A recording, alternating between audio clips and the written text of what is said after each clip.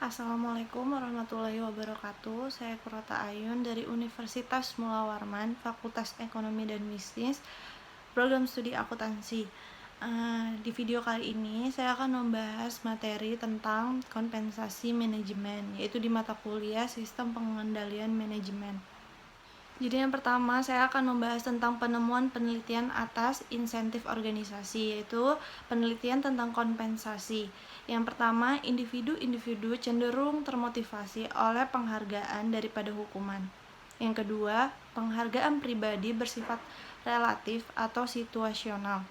Yang ketiga, manajer operasional akan mengikuti apa yang menjadi keyakinan alasannya.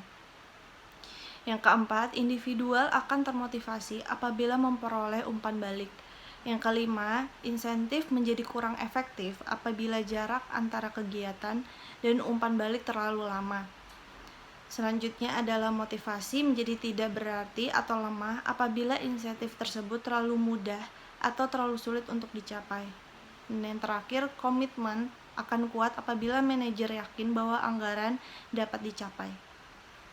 Selanjutnya ada karakteristik dari rencana kompensasi insentif. Yang pertama ada rencana insentif jangka pendek yang terdiri dari total kantong bonus, carry over, dan kompensasi ditunda. Yang kedua ada rencana insentif jangka panjang. Yang pertama ada opsi saham, kedua saham fantom, yang ketiga hak apresiasi saham, yang keempat ada saham kinerja, dan yang kelima unit kinerja. Lalu ada insentif untuk penjabat atau manajer puncak. Kompensasi CEO yaitu biasanya didiskusikan oleh Komite Kompensasi Dewan Komisaris setelah CEO tersebut mempresentasikan rekomendasi kompensasi bawahannya. Pertimbangan kompensasi CEO akan sangat subjektif karena kinerjanya tidak mudah diukur. Lalu ada beberapa hal yang perlu diperhatikan agar komisaris ini bertindak untuk kebaikan dan kepentingan pemegang saham serta tidak bekerja di bawah tekanan CEO. Yang pertama, CEO tidak diperkenankan menjual sahamnya. Yang kedua, menetapkan batasan masa jabatan. Yang ketiga, mengadakan tinjauan kinerja tahunan kepada CEO. Dan yang terakhir, menghindarkan CEO untuk rangkap jabatan, terutama menjadi dewan komisaris. Selanjutnya ada insentif untuk manajer unit bisnis. Yang pertama ada jenis insentif. Jenis insentif berupa insentif keuangan, psikologis, dan sosial. Keuangan itu seperti gaji, bonus tunjangan, fasilitas.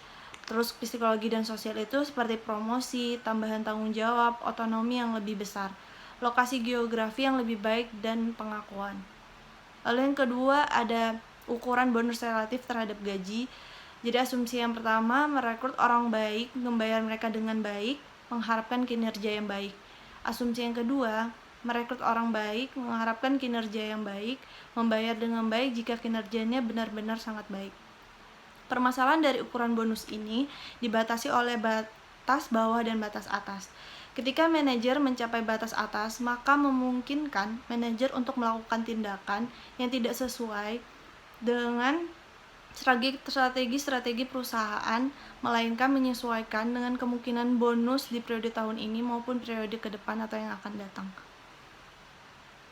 Lalu ada yang ketiga ada pasar bonus, yaitu bonus insentif seorang manajer unit bisnis dapat didasarkan pada total laba korporat atau pada laba unit bisnis atau campuran keduanya.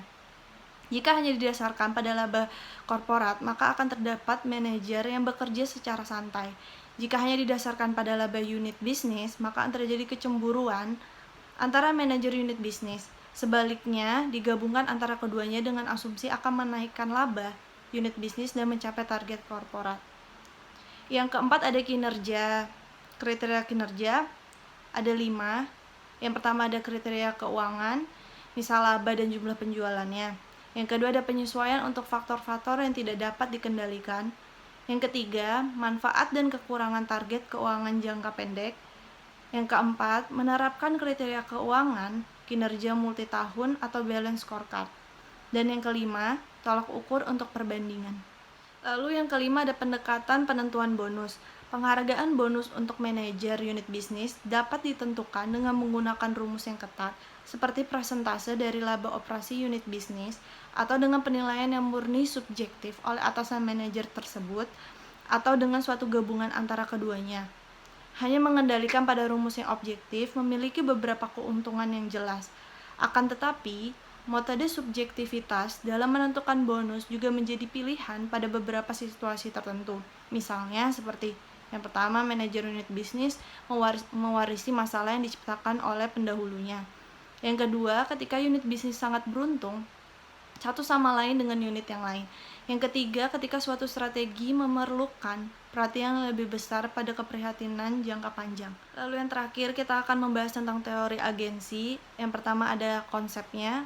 Hubungan agensi ada ketika salah satu pihak menyewa pihak yang lain atau agen yang lain untuk melaksanakan suatu jasa. Dalam melakukan hal itu, mendelegasikan wewenang untuk membuat keputusan untuk agen tersebut. Dalam suatu korporasi, pemegang saham merupakan prinsipal dan CEO adalah agen mereka. Pemegang saham menyewa CEO dan mengharapkan ia untuk bertindak bagi kepentingan mereka. Ada dua. Yang pertama, perbedaan tujuan antara prinsipal dan agen, yaitu teori agensi mengasumsikan bahwa semua individual bertindak untuk kepentingan mereka sendiri.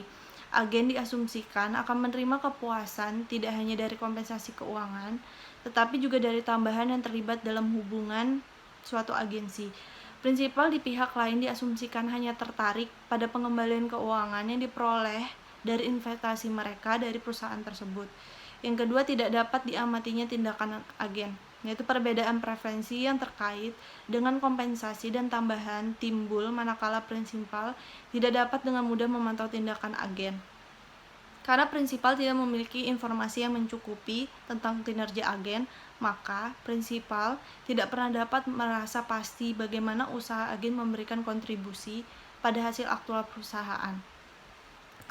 Lalu yang kedua ada mekanisme pengendalian, yaitu ada dua, pemantauan dan kontrak intensif. Yang pertama, pemantauan.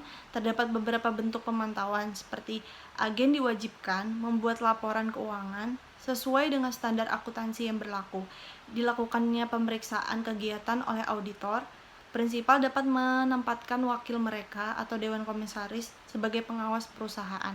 Yang kedua tadi ada kontrak insentif, yaitu pemberian insentif sesuai dengan kesepakatan yang telah ditetapkan dalam perjanjian. Kontrak insentif yang sesuai diyakini akan mengurangi perbedaan preferensi prinsipal dan agen. Tingkat besaran kontrak intensif atas kinerja agen akan menjadi dasar untuk memperbaiki ukuran.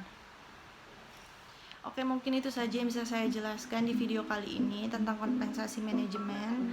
Semoga bermanfaat bagi semua yang nonton, dan mohon maaf bila banyak salah kata atau kekurangan. Mungkin itu saja. Terima kasih. Assalamualaikum warahmatullahi wabarakatuh.